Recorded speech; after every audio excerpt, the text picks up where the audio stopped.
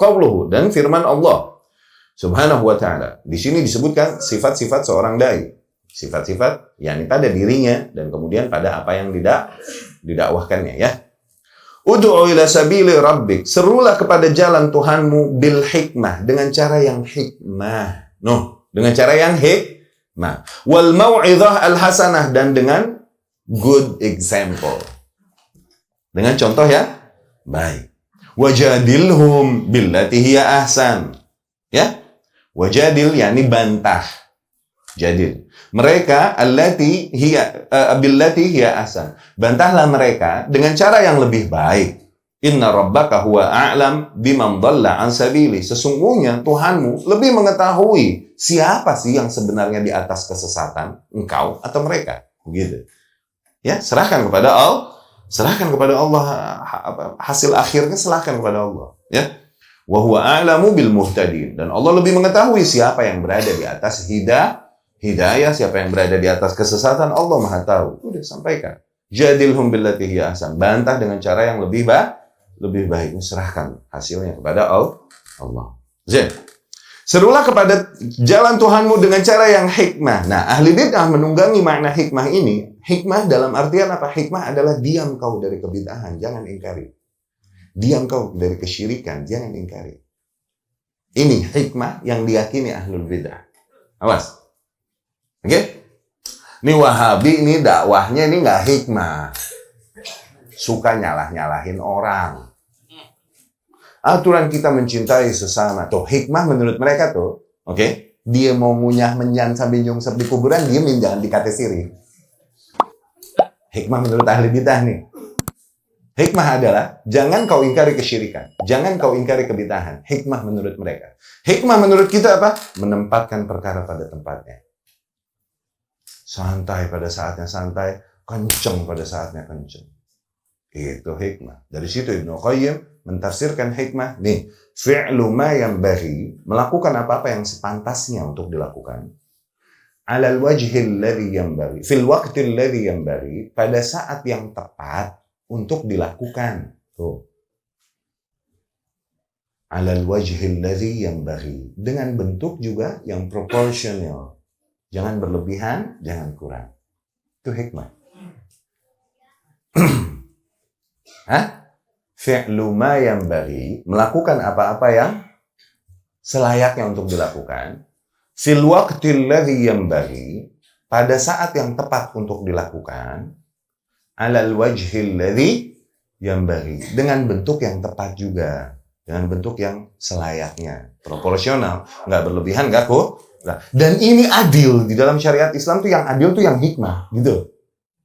Nggak mesti adil selalu sama rata dan lain-lain. Nah, ya.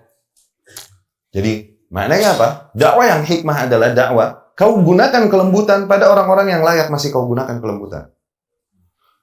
Kau berlembut dan bersantailah pada perkara-perkara yang toh di dalam syariat ini memang perkara yang santai. Kau gunakan ketegasan pada orang-orang yang emang udah layaknya kau gunakan ketegasan. Kau gunakan ketegasan pada masa atau pada perkara yang emang di situ harus digunakan ketegasan, bukan perkara yang aturan di bawah santai, di bawah gebrak. Jangan. Itu hikmah. Saatnya pakai lidah, saatnya pakai pedang. Itu hikmah. Buktinya apa? Dan awas, nih by the way, anyway, Baswe. Apakah maknanya serulah kepada jalan Tuhanmu dengan cara yang hikmah? Apakah maknanya? Setelah seseorang menerapkan cara hikmah ini, berarti Allah jamin pasti manusia menerima dakwahnya? Ini guaranteed nggak? Maksudnya garansi bukan dari Allah. Bukan, ini lagi disuruh aja kita pakai cara yang hikmah. Adapun mereka mau terima mau enggak, urusan Allah. Yakni manusia yang paling faham maksud hikmah di sini adalah Rasul Sallallahu Alaihi Wasallam. Oke, terus nggak disakiti, nggak diusir sama kaumnya?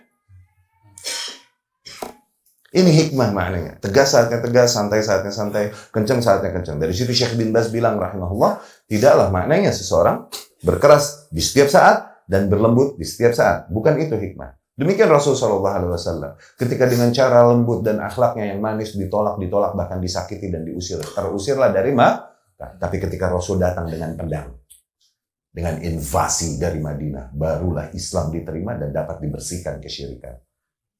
Siapa mau bilang bahwasanya Rasul menggunakan cara kekerasan nggak hikmah dakwahnya? Siapa yang mau bilang? Itu hikmah di kita, no. Proporsional nggak? Mana yang lebih ilmiah? Hikmah ala kita atau ala ahli bid'ah? Serulah kepada jalan Tuhanmu dengan cara yang hikmah. Itu hikmah. Ya, demikian Rasul Shallallahu Alaihi Wasallam. Seorang badui pipis di masjid. Tahu itu? Sahabat tuh mau gebukin aja kan. Lu mau ngetop, lu kencing Masjid Nabawi. Kurang ajar luar biasa berarti kan. Tapi badui, sahabat udah mau pukulin. Rasul bilang sallallahu alaihi wasallam, la taqta'u alaihi baula. Jangan kalian putuskan kencingnya, biar dia beresin dulu kencingnya. Biar dia beresin kencingnya. Apakah maknanya Rasul sallallahu alaihi wasallam berkata, boleh kencing di masjid? Enggak, cuman madharatnya lebih besar. Kalau ditahan ini tuh nggak ketahan, akhirnya beleberan, nambah kacau tuh. Dan sakit dia nahan kencing tuh, itu madharat yang lebih besar tuh. Ditahan, pilih madharat yang enteng. Udah biar dia beresin kencingnya di spot itu. Paham? Itu akhafu dororen, bukan akhafu dororen yang jadi demo dan rusuh. Nah kemudian Rasul SAW lihat, dan dia adalah sebaik-baiknya pendidik, dan dia berkata pelan-pelan kepada ini badui, syuf.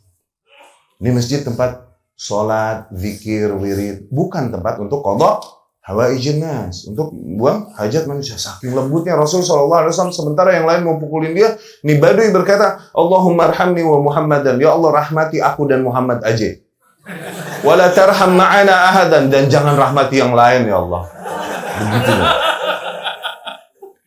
Rasul pun tertawa dan berkata, qad hajarta wasi'a. Kau membuat sempit sesuatu yang luas. Ini doakan rahmat untuk semuanya. Lembut nggak Rasul?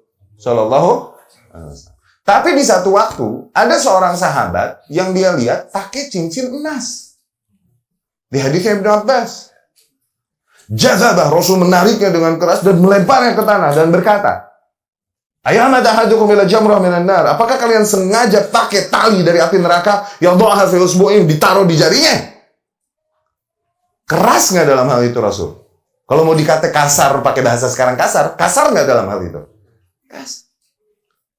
Masing-masing ada pada tempatnya. Nih badui bukan yang sering ngaji sama Rasul SAW, terus hidupnya nih di gunung barengan ame batu sama kambing. Bang, saya lihat pojokan dikit dia ngeden. Nggak ada bedanya dalam sama lu luar badui, dan nggak yang sering ngaji bersama Rasul Sallallahu Alaihi Wasallam. Nah yang kayak gini sih dibawa santai dulu, Zen. Adapun sahabat, sahabat bangsa sering sama Rasul, perkara lelaki nggak boleh pakai emas aja dia nggak tahu. Berarti something wrong nih. Lu rada ribet dagang mulu nih, nggak tahu ya. Kurang perhatianmu kepada ilmu. Tuh, dikencengin sama Rasulullah Sallallahu Alaihi Wasallam. Tuh lihat, semuanya pada tempatnya. Bagaimana Rasul menyikapi maksiat yang terjadi? Bagaimana Rasul menyikapi bid'ah yang terjadi? Rasul membela seorang pezina yang telah dirajam dan memujinya. Berulang kali kita katakan hal ini kan? Rasul SAW membela Abdullah yang 50 kali minum khamr, ketangkap cambuk lagi 50 kali. Rasul berkata, ketika ada yang melaknatnya karena sering melakukan hal itu, Rasul berkata, la tal'anu, jangan kau melaknatnya, innahu yuhibbullaha wa rasulah. Sesungguhnya dia mencintai Allah dan Rasul. Tapi ketika hulunya Mu'adz di dalam mengimani radhiyallahu anhu, dia ngimamin sholat Isya, udah telat, bacanya Al-Baqarah. Tuh, 2,5 juz nih bro. 25 halaman. 25 lembar. Orang pegel kan, keluar duluan. Yang keluar duluan dikata munafik sama Mu'adz bin Jabal radhiyallahu anhu. Tuh lihat, bahkan sahabat besar ahli ilmu mengalami proses error dalam belajar. Wajar. Tuh. Rasul keras mengingkari, afatanun anta ya Mu'adz? Apakah kau pembawa fitnah ya Mu'adz? Tuh, kenceng nggak? Kenapa? Errornya di maksiat apa di hulu? Di syubhat? Di syubhat. Rasul keras mengingkari Usamah bin Zaid bin Harithah radhiyallahu anhu. Ketika apa? Orang udah bilang la ilaha illallah, masih ditusuk juga lagi perang sama Begitu keras Rasul mengingkarinya, sehingga Usamah berkata, andai saja waktu itu aku belum Islam. Yani abis Rasul murka baru masuk Islam, hilang langsung dosa. Orang masuk Islam kan hilang, bersih dosa. Tapi aku udah Islam dan mengakibatkan Rasul murka besar demikian, ini dosa besar. Kenapa? Syubhat. Tadi seorang sahabat, ya Rasulullah, da'ni azni, izinkan aku untuk berzina ya Rasul. Maksudnya apa syubhat? Zina. Hah?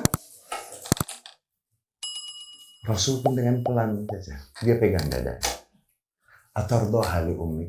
Kau ridho nggak kalau seseorang berzina dengan ibumu?